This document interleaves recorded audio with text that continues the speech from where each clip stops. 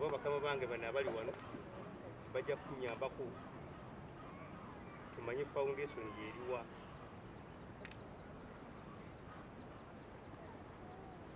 Jimmy Salungu nga mbadde wano mu lukiiko lwa Cissy Mulondo.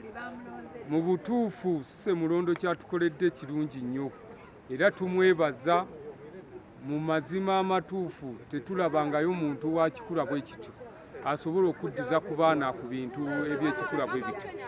Era nebaza maama Cissy ku byebyo Cissy Mulondo byakoze byonna. Tumwebaza, yeebale nnyo, yeebalire ddala n'okulaganira wamu n'abantu baffe. Manya Nabbanja Monica nga nituuze ku kyevunze tutuuse okwebaza maama waffe tuwadde ebitabo abaana baffe nga batandika okusoma era tusaba Mukama amuwe omukisa ku buli kyakwasaako engalo akitutuuseeko mu bulungi. Mukama amubeere. Ngeze Nanyonga Jessica nebaza nnyo Honorable Cissy Mulondo Maama Luweero olw'obuyambi bw'atuwadde obw'omuwendo ennyo. Atuyambye ffe bamaama b'abaana naddala abakyala ffe twasigaliza okulabirira abaana. Ebiseera ebisinga bamaama abasinga basingle mothers. Naye twebaza nnyo Honorable, Mukama akimubalire. Tweyanziza tweyanzeege.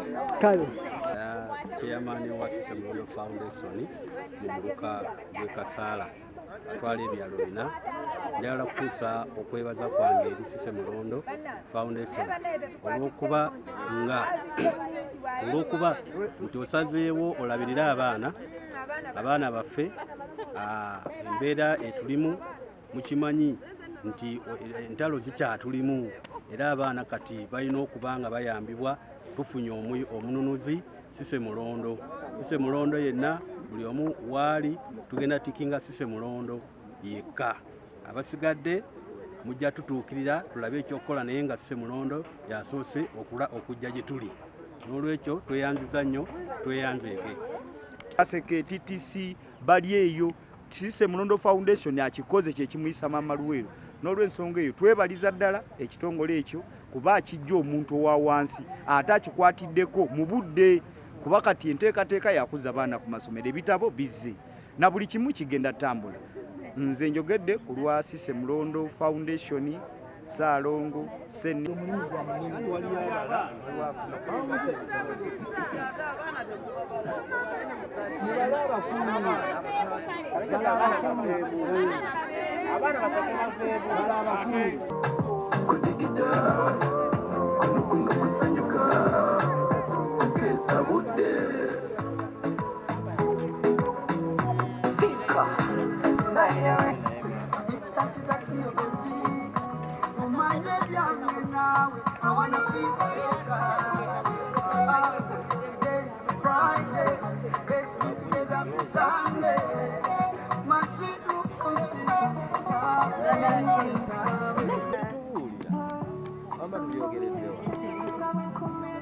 Njaba okazinda okuba witness nti nali visionara.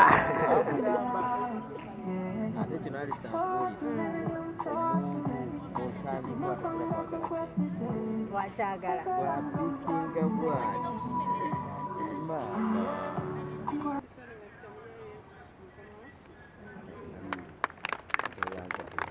So Moses mbadde manyi nti ekyevunze tolinayo ng'omanyi yaye ntegedde nti olinayo ng'omanyi.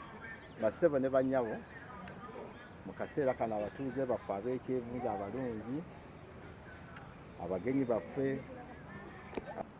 Mu Luweero mwonna mu byalo byonna mu miruka gyonna yasalawo kulonkingira wano. Era bagambye emitambo ekuwa tukwateko kwatako bona.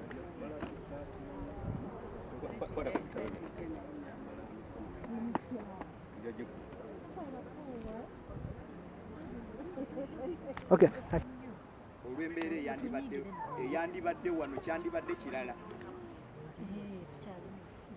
ku lw'okulonkinga enkola eno eya Cissy Mulondo Foundation. Essanyu lingi mukama wange ow'emmengo bwe nkulabako wano nti wawulizza ku Mumbejja nti puroguramu eyo eri mu Mumbejja n'ogamba teruntumirwa mwana mukama wange essanyu lingi eriri wano ssanyu lingi bitirivu naye tutandise ne puroguramu eyo nga bwe bazze bagimenyaamenya mbeegayiridde bazadde bannange ab'Ekasaala nange ndi muzadde bino byenjogera si byakuwaana tujje mu kalulu nga babadde bannyonnyola olwaleero gano ge mazima ag'enkomeredde aboogezi bonna abazze boogera bazze bannyonnyola ki ekiriwo abakulembeze bonna kaŋŋambe babadde bakona mu bukonyi sitaamu mu mirimu egya foundation egyo gizze gikolebwa ebbanga ery'emabega naye olwaleero esazeewo olaba ekwatidde ddala mukadde wali we bagamba bannange nti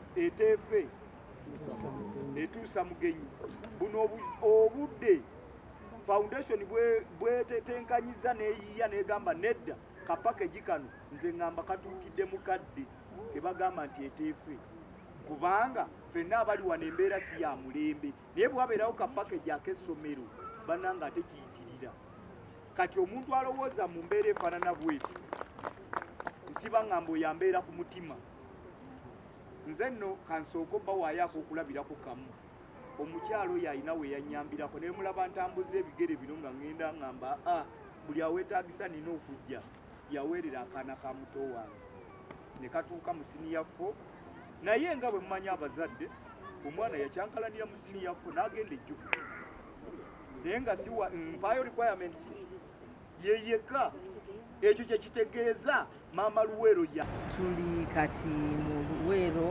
katika mu North okusinga ne bamunaanika Bakat School ono twalabye nga tawanyanya abantu kyova olaba nga esizoni eno eriko tugaba bitabo tugabira abo bonna abaana betusuubira nti tebeesobola abaatulagiddwa mu katikamu North okusookera ddala mu Butuntumula sub-county tujja kubuna kubanga projekiti eno ya Bakat School n'ebitabo peni ne geometry tusuubira okutuuka ku baana abasoba mu 15.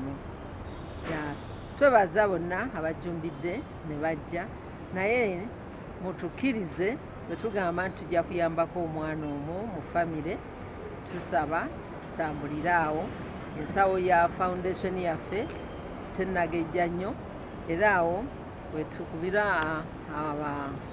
abazira kisa wabaayo n'ekintu ngayagala kituuke ku community Sise Mulondo Foundation ekulirwa maama Luweero Sise Mulondo ejja kubituusa ku beetaavu twebaza mwenna abatuyambye ne mutuwa ebintu bye tugenda okugabira bannaluweero era tubeebaliza ddala omulimu tujja gukola bulungi naddala eri abaana kubanga bambi abazadde oluusi tebalemwa lwakwagala naye ebizibu ebitambula mu nsi enfuna y'abannaluweero yeeyo yensonga lwaki tuvuddeyo tubakwasizeeko mbalamusizaako nze Sise Mulondo maama Luweero mbaka omukyala owa Luweero district addako kulunajjira akabonero ssaawa naye nga muna NRM Lukulu maama Luweero abadde ne foundation eno eya Sise Mulondo Foundation kati kumalira ddala emyaka nga 10 foundation eno twagitandikanga zonna bwe zibeera nga charity organization era ekiseera ekyasooka twagikolera yakola nnyo emirimu mu makulubita nga tuyigiriza abantu okulaakulanya nga tubawa bye tusobodde okubafunira nga emmwanyi ebisolo ebirundibwa okulaba nga abantu bejja mu bwavu makulubita tumazeemu ebbanga ne tukolamu bye tukoze kakati tuguddewo ate essuula mpya yakulabirira Luweero tusimbudde tuli kati mu Luweero